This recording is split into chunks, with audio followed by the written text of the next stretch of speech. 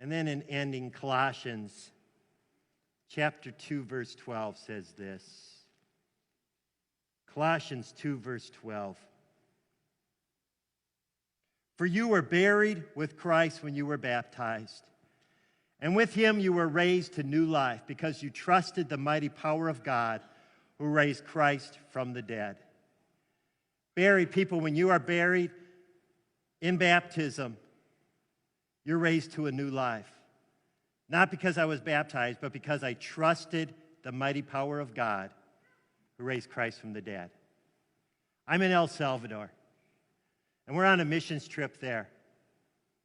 And God, through ministering to this little girl, I remember it perfectly. I'll tell you the situation. I got just a minute. We're up in the mountains. The temperature was 347 degrees. They just want to have fun. And we're jump roping. And I'm jump roping with this little girl. And did I say it was 397? I think I said that. It was hot, and I'm dying. And all the young people I took with me are sitting in the shade. And I'm just jump roping. And I'm starting to grumble because this is all it takes for me to work up a sweat. You know, it doesn't take me much. I'm just doing this. And I'm like, this isn't fair. Those guys, I can't believe I brought them on a missions trip. I'm not even letting them ever come to youth group again. I hate these kids. Why am I out here when I want to sit in the shade like they're in the shade? Why do I have to do this? And then this epiphany came to me. And it said, look at this little girl. And she was like toothless. She was like 8 or 9. She had this huge smile. She was dirty, no shoes.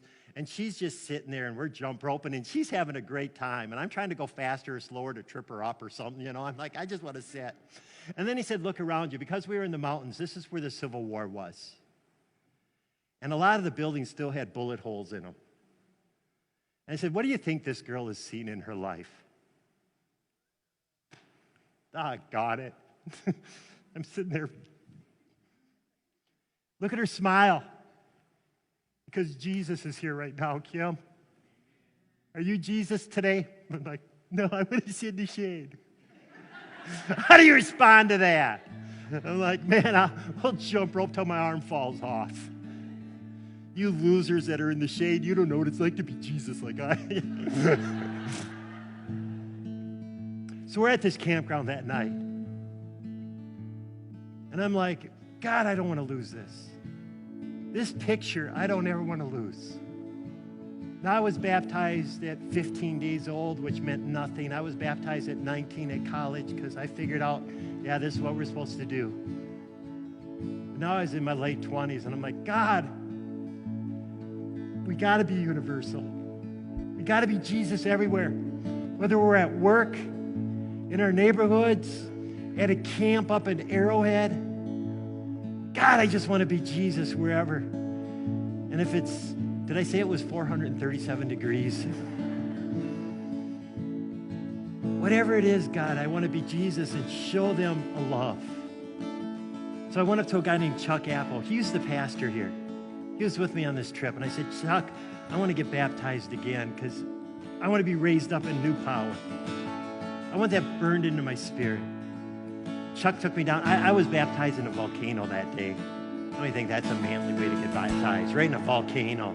Yeah, it was full of water instead of molten lava, but it was still a volcano.